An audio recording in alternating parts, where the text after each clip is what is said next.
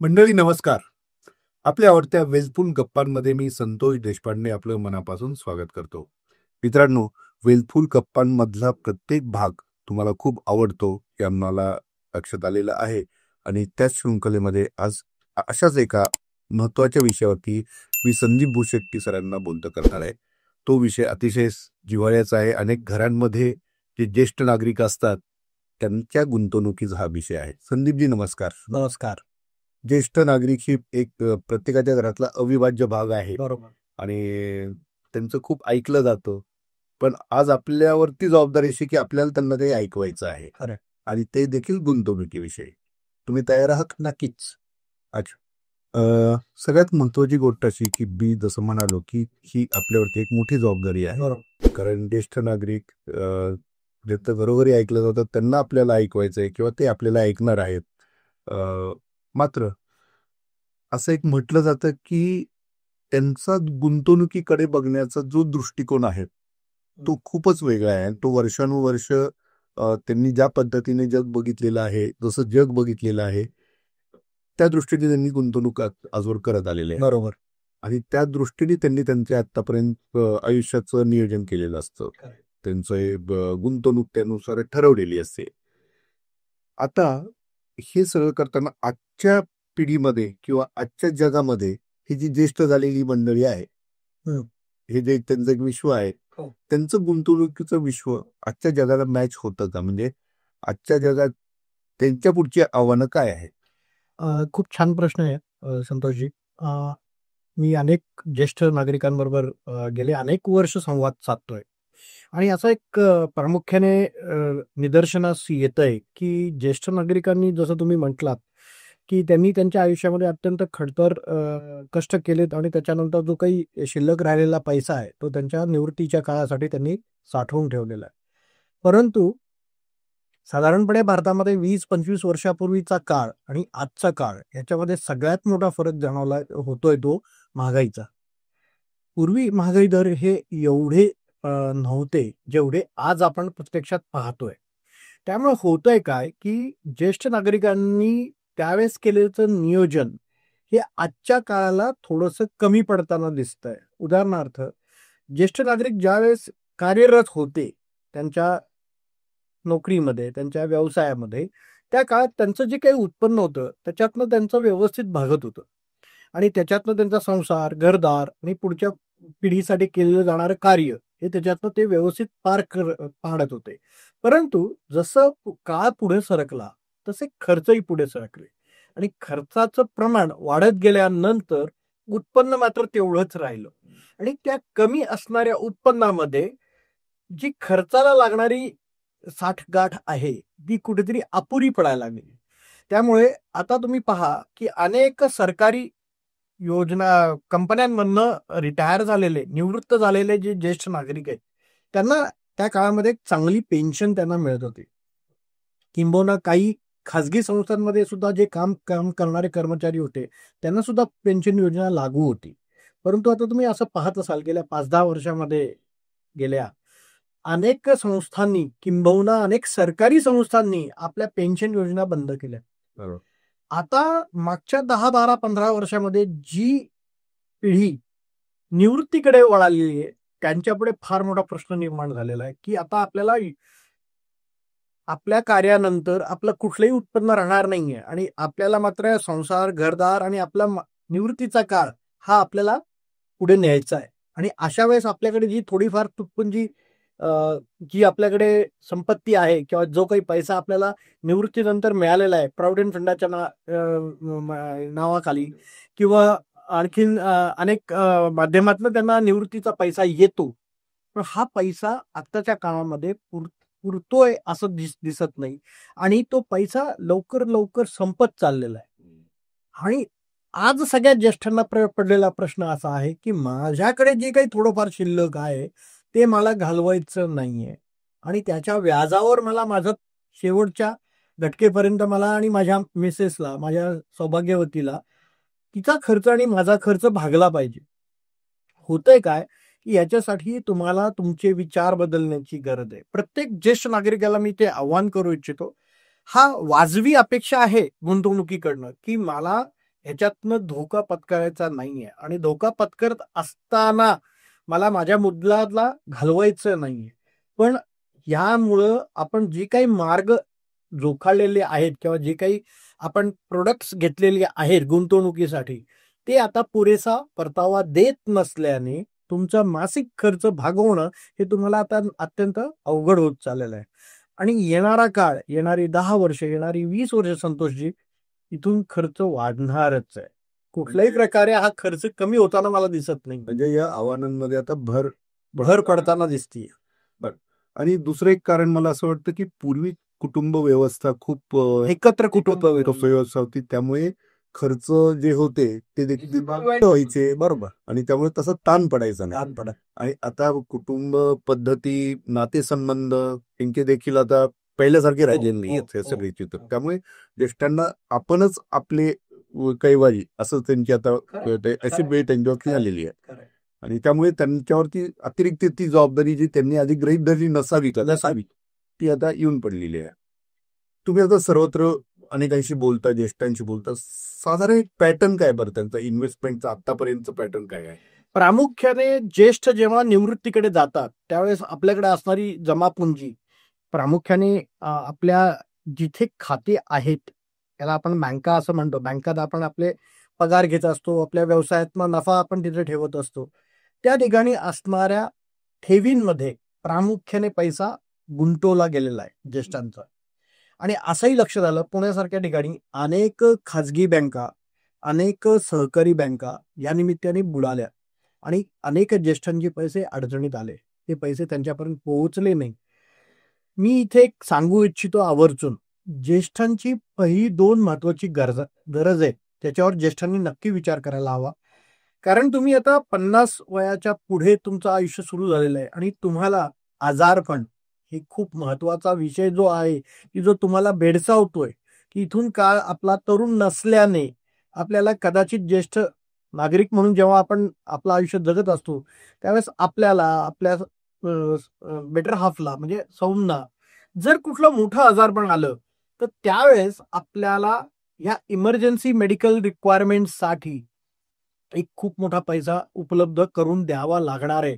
आणि कदाचित जर त्याचं नियोजन झालं नसेल तर आपण साठवलेला आतापर्यंतचा पैसा एका आजारपणामध्ये संपू शकतो. आणि अनेकदा मेडिक्लेम सारख्या स्कीम सुद्धा त्यांच्यासाठी नसतात. अनेक वेळा तुमचे मेडिकल क्लेम हे तुमचे डिसऑनर होतात आणि मग तो संपूर्ण पैसा हा आपल्याला भरावा लागतो. मी अनेक ज्येष्ठांना 2020 मध्ये स्ट्रगल करताना बघितलंय. करोना सारखा जेव्हा काळ आला त्या काळात अनेक ज्येष्ठ आणि त्यांच्या सौभाग्यवती करोनाच्या ट्रीटमेंटसाठी आपल्या असणाऱ्या संपूर्ण रकमेला घालून बसलेत. आणि 2020 नंतर पुढे जगायचं तर आहे पण त्यासाठी जगायला पैसा नाहीये. अजून एक महत्वाचा विषय संतोषजी मी या ठिकाणी अधोरेखित करू इच्छितो की ज्येष्ठ आपल्या मुलांसाठी खूप धडपडतात. प्रत्येक घरातला कर्ता पुरुष जो असतो तो आपल्या मुलांच्या शिक्षणासाठी, मुलांच्या भविष्यासाठी आपल्या आयुष्यातला मोठा पैसा खर्च करत असतो. परंतु आता अशी परिस्थिती आहे, जसं मगाशी मी महागाईचा विषय बोललो, महागाईमुळे आज शिक्षण खूप महाग झालंय. त्यानंतर जी तरुण पिढी, जी आता ज्येष्ठांची पुढची कमवती पिढी आहे, त्या लोकांचाही खर्च खूप मोठा वाढलेला आहे. त्यामुळे जो आपला मुलगा आहे, मुलगी आहे, ही जेव्हा व्यवसाय करते, ही जेव्हा नोकरी करते, तिचं जे काही उत्पन्न आहे, त्या पिढीचं जे उत्पन्न आहे, ते त्या मुलांच्या खर्चालाच कमी पडत आहे. मग त्यावेळेस ज्येष्ठ जे आहेत, हे मुलांवरती कुठेतरी बोजा होताना दिसतोय, असं चित्र समाजात दिसायला लागलंय. मला असं वाटतं की या गोष्टीचा आता यू घातलेल्या ज्येष्ठांनी किंवा जे आता पुढच्या काही महिन्यांमध्ये किंवा काही वर्षांमध्ये निवृत्तीकडे जात आहे, ह्या गोष्टीचा विचार त्यांनी नक्की करण्याची गरज आहे. नववृद्ध असं आपण नववृद्ध म्हणूया. पण माझा असा आग्रह आहे की तुम्ही जमेल तितकं आपल्या पुढच्या पिढीला मदत नक्की करा. पण तुमच्या शेवटच्या श्वासापर्यंत तुम्ही आपल्या पुढच्या पिढीवर डिपेंड राहू नका कुठल्याही गोष्टीसाठी. मग हे कसं शक्य आहे? गुंतवणुकी योग्य ठिकाणी केल्या तरच हे शक्य आहे. त्यामुळं प्रोडक्टचं सिलेक्शन, पहिली भीती काय आहे ज्येष्ठांची, की माझी मुद्दल जायला नको बरोबर. आणि ही वाजवी भीती आहे प्रत्येक ज्येष्ठाच्या मनातली. परंतु हे करत असताना आपल्याला मिळणारा परतावा आणि आपण जिथे कुठे ठेवी ठेवतोय किंवा जिथे कुठे गुंतवणूक करतोय ते खरंच सुरक्षित आहे का हे तपासण्याची गरज आहे. आज केवळ एखादी बँक आहे किंवा एखादी संस्था आहे. माझ्या अनेक मित्रांनी तिथे गुंतवणुकी केल्या आहेत म्हणून मी गुंतवणूक करायला जातो आणि त्याच्यातही प्रयत्न असा असतो की तिथे व्याजदर चांगलं मिळतोय हो. बँकेपेक्षा 2% जास्त मिळत आहे. हा जो लोभ आहे त्याच्यात आपण मुद्दल घालवतोय का हे कुठेतरी प्रत्येकाने तपासण्याची गरज आहे. पुढे मी तुम्हाला सांगणार आहे की आता सरकारने यासाठी ज्येष्ठ नागरिकांना काय काय योजना दिल्या आहेत पण त्याची काही प्रोज आणि कॉन्स आहेत. म्हणजे त्याचे काही फायदे आहेत काही तोटे पण आहेत. याचाही विचार प्रत्येक ज्येष्ठांनी करण्याची गरज आहे. आणि काळाचा महिमा म्हणा किंवा पुढचा काळ असा आहे की प्रत्येकाला हा विचार करावा लागेल की आपला खर्च जर 12 ते 14% वार्षिक होणार असेल तर मला 5 आणि 7% गुंतवणूक किती दिवस पुरणार आहे. माझी मुद्दल तर संपणार नाही ना, ज्याच्यासाठी ही धडपड आहे. हा विचार प्रत्येक ज्येष्ठांनी करण्याची गरज आहे असं मला वाटतं. तर इतक्या वर्षांचा त्यांचा गुंतवणुकीचा जो पॅटर्न होता, निवृत्तीनंतर आपल्याला आयुष्य आपलं कसं असावं याचं त्यांनी काहीतरी आकलन त्यांचं असेल आणि त्यानुसार त्यांनी त्याचं नियोजन केलं असेल. बरोबर. मात्र तुम्ही म्हणताय तसं तेव्हाचं नियोजन आणि आत्ताची परिस्थिती खूप यात खूप फरक आहे. असं असताना आता बस जर चुकलेली आहे त्यांची असं अनेकांना वाटू शकतं. अशा वेळेस त्यांनी काय करायला हवं?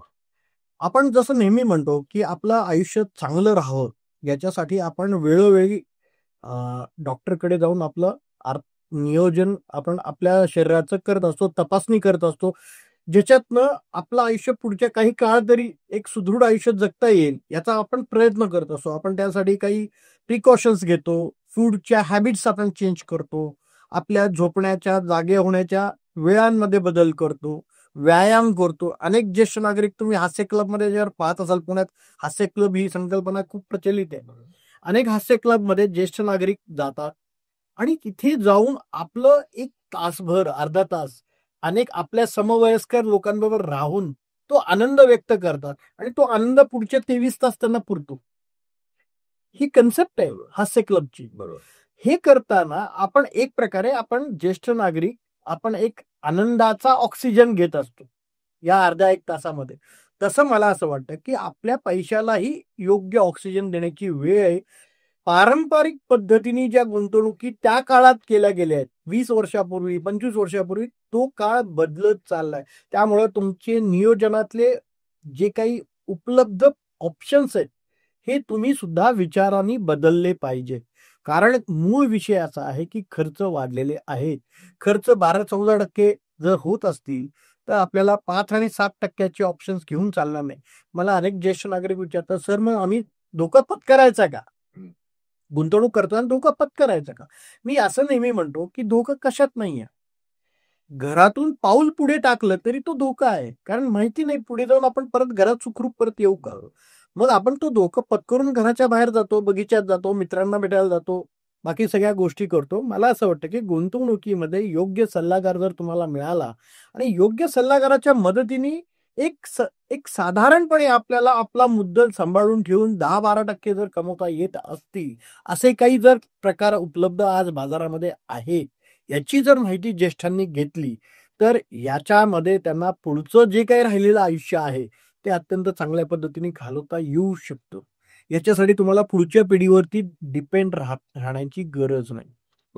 आता अनेकांचा प्रश्न असा असतो की त्यांच्याकडे पैसे आहेत. हो. बरोबर आहे. बरोबर. पण ते जसं आपण SIP सारख्या काही योजना आहेत हो. की जिथं तुम्ही नियमित गुंतवणूक करेल. बरोबर. पण आता वय हातात नाहीये. नाहीये. मात्र खर्च तर आहेत. हो. मग असं एक फिक्स त्यांना उत्पन्न त्यांच्या गुंतवणुकीतून मिळणारे असे काही मार्ग आहेत? नक्कीच आहे. मग काही म्युच्युअल फंडांच्या योजना आज भारतामध्ये उपलब्ध आहेत, ज्याच्यामध्ये कमीत कमी रिस्क घेऊन, धोका घेऊन एक चांगली रक्कम आपल्याला मासिक किंवा वार्षिक आपल्याला घेता येते आणि त्याच्यासाठी एक खूप चांगलं माध्यम आहे सिस्टमॅटिक विथड्रॉल प्लॅन. जसं मी मगाशी म्हटलं की अनेक लोकांना आता इथून पुढच्या काळामध्ये सरकारी असो किंवा खाजगी असो तुम्हाला कुठलंही पेन्शन नाही आहे. मग आपलं पेन्शन आपणच उपलब्ध करून आपली मुद्दलही जागेवर ठेवून आपल्याला जर मासिक घर खर्चाला आणि आपल्या दैनंदिन खर्चाला जर काही उत्पन्न निर्माण करता येत असेल तर सिस्टमॅटिक विथड्रॉल प्लॅन सारखा ऑप्शन घेऊन दर 1 तारखेला तुमच्या खात्यामध्ये तुम्हाला कोणाकडेही जायची गरज नाही. आणि दर 1 तारखेला तुम्हाला एक ठराविक रक्कम तुमच्या खात्यात जर येत असेल आणि त्याच्यातून तुमचा जर महिना भागत असेल, तर त्याच्यासारखं सुख नाही. पण हे सांगायला आणि समजून घ्यायला ज्येष्ठांनी नक्की प्रयत्न करायला पाहिजे. एक चांगला आर्थिक सल्लागार आपल्यासाठी घेतला पाहिजे. त्याचा सल्ला घेऊन तुम्ही योग्य ठिकाणी जर पैसे गुंतवले, कारण म्युच्युअल फंडामध्ये हे ऑप्शन्स आता उपलब्ध झालेले आहेत. आणि माझ्या ओळखीतले अनेक ज्येष्ठ आता त्यांचा पारंपरिक विचार बाजूला ठेवून थोडंसं म्हणजे प्रॅक्टिकल विचार समोर ठेवून यांनी गुंतवणुकीचा प्रकार बदलला. आज त्यांचं दैनंदिन जीवन अत्यंत सुखकारक चाललेलं आहे. हास्यक्लबात जे आनंद घेतात ते दिवसभर पुरतो. ऑक्सिजन. ऑक्सिजन. आणि घर हा देखील एक फार जिव्हाळ्याचा विषय असतो. बरोबर. त्यांचं घर असतं, पण बाकीची काही त्यांच्याकडे सोय नसते, सोय. तरतूद नसते. बरोबर. अशांना तुम्ही काय सल्ला द्याल? संतोषजी, माझ्या एक ऑब्झर्वेशन आहे. पुण्यामध्ये आपल्याकडे असं म्हणतात की पुणे आणि नाशिक या 2 गावांमध्ये अनेक सेवानिवृत्त लोक राहतात. आणि या सेवानिवृत्त लोकांचं मी एक ऑब्झर्वेशन असं केलंय, संतोषजी यांनी यांच्या आयुष्यामध्ये खूप चांगलं काम केलं. अत्यंत चांगला पैसा कमवला, चांगला पैसा शेवटपर्यंत त्यांना मिळाला पण. परंतु या पैशात त्यांनी अनेक घरं पण घेतली. आता अशी परिस्थिती आहे सर, की यांची पुढची पिढी परदेशात आहे. बरोबर. अनेक मुलींची शिक्षणासाठी आणि नोकरी व्यवसायासाठी ही मुलं आपल्या आईबाबांपासून बाहेर गेलेली आहेत. आता ही मुलं कदाचित परत येतील किंवा येणार नाही. परंतु यांची टोलेजंग घरं आहेत प्रत्येक वरिष्ठ नागरिकांची. आता एक योजना आहे, ती कदाचित अनेक लोकांना माहिती पण असेल, अनेक लोकांना माहिती पण नाहीये. त्याला म्हणतात की तुम्ही तुमचं राहतं घर जे कदाचित घ्यायला आपली मुलं येणार पण नाही, तर हे घर तुम्ही तुमच्या बँकेला तुम्ही मॉर्गेज केलं, म्हणजे त्याला तारण ठेवलं आणि त्याच्यातनं दरमहा उत्पन्न निर्माण केलं, तर त्याला रिव्हर्स मॉर्गेज असा एक कन्सेप्ट आहे. ह्या कन्सेप्टवरती तुम्ही दरमहा तुम्हाला लागणारा खर्च तुमच्या घरातनं काढू शकताय आणि तुमच्यानंतर हे घर ऑटोमॅटिकली बँकेला जातं.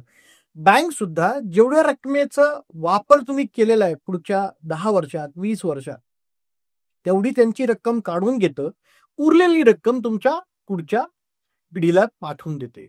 इतकं सुंदर त्याच्यामधलं कॅल्क्युलेशन आहे. पण बहुतांशी सिनियर सिटीजनला किंवा वरिष्ठ लोकांना ह्याबद्दलची माहिती नाहीये. मला असं वाटतं की तुम्ही तुमच्या आर्थिक सल्लागाराकडे हा विषय जर मांडला, तर आर्थिक सल्लागार तुम्हाला नक्की याच्यामध्ये मदत करू. अनेक सिनियर सिटीजन आणि वरिष्ठ लोकांना आपल्या राहत्या घरातनंही उत्पन्न निर्माण करता येऊ शकेल, अशी ती योजना आहे. आणि यासाठी अनेक खाजगी बँका आणि सरकारी बँका याच्यामध्ये ज्येष्ठांना मदत करताना दिसत आहे.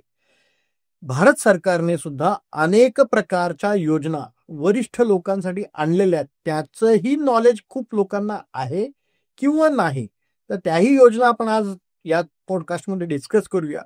त्याही योजनांचा थोडाफार त्यांनी वापर आपल्या आर्थिक नियोजनासाठी करायला हवा, कारण खास वरिष्ठांसाठी या योजना आहेत. बरोबर. आणि माझ्या माहितीतून आता तुम्ही उल्लेख केलात म्हणून वयवंदनासारखी काही बरोबर, योजना आहे, बरोबर.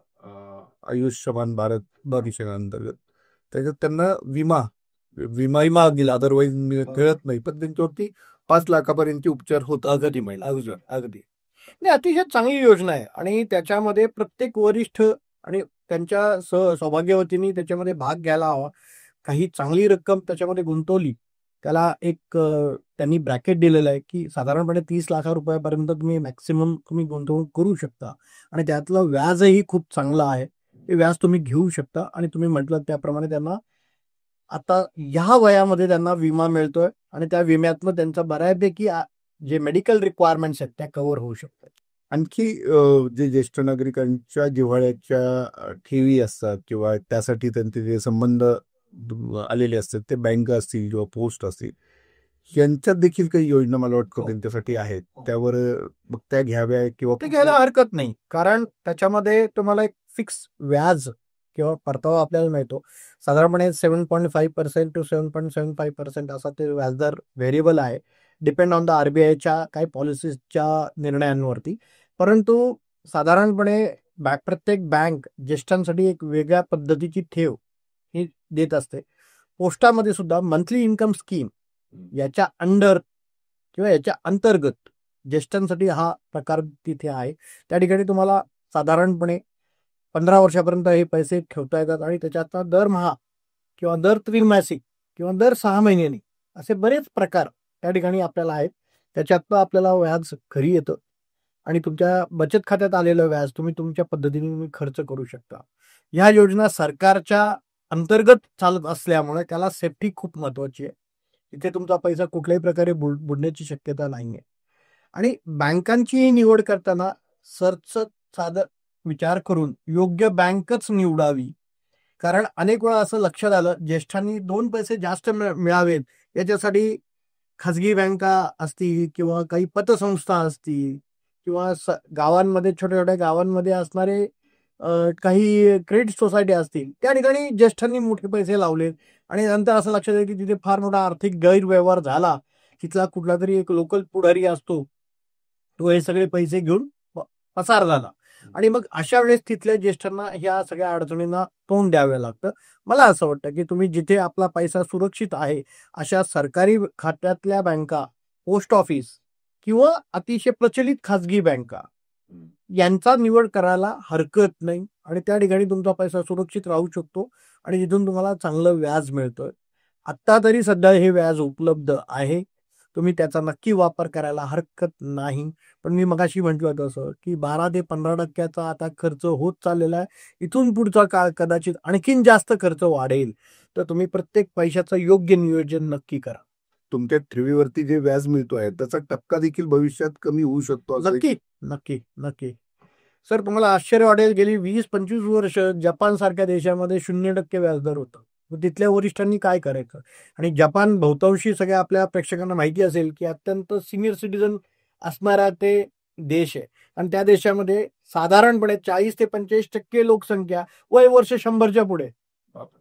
मग अशा लोकांनी त्यांच्या आयुष्यातलं नियोजन आर्थिक हे इतकं चांगलं केलेलं आहे की आज वय वर्ष 100 असताना सुद्धा त्यांचे स्वतःचे खर्च ते स्वतः भागवतात, 0% व्याजदर असताना. हे महत्वाचं आहे. मग आपल्याला हा प्रश्न पडला पाहिजे की जपानमधला एक नागरिक आपल्या वयाच्या 100व्या वर्षी आजही स्वतःचे खर्च स्वतः भागवत असेल, तर भारतातल्या 65 वर्षाच्या नागरिकांनी किंवा 70 वर्षाच्या नागरिकांनी नियोजन नीट केलं नसावं म्हणूनच तो स्ट्रगल करतो. पुन्हा परत सांगतो की आर्थिक नियोजनाला एक अभ्यास लागतो. तो अभ्यास आपला नसेल तर आर्थिक सल्लागाराकडनं मदत घ्यायला कुठली अडचण नसावी. आपला आर्थिक सल्लागार योग्य निवडावा आणि ज्येष्ठ नागरिकांनी ते हे नक्की करावं. कारण आपल्या काळामध्ये ह्या योजना नव्हत्या. आताच्या काळामध्ये या योजना खास ज्येष्ठांसाठी आलेल्या आहेत. त्यामुळे त्याचा वापर नक्की करावा.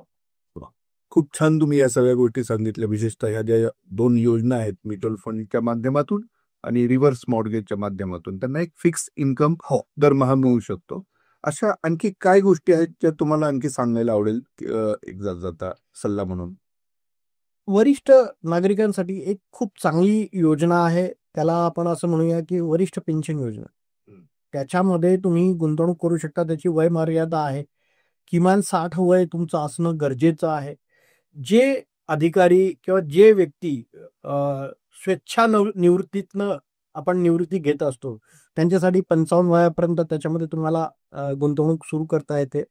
काही एअरफोर्स, आर्मी, नेव्ही मधले जे अधिकारी आहेत किंवा सेवा करणारी जी लोक आहेत ती वयाच्या 50व्या वर्षी निवृत्ती घेतात.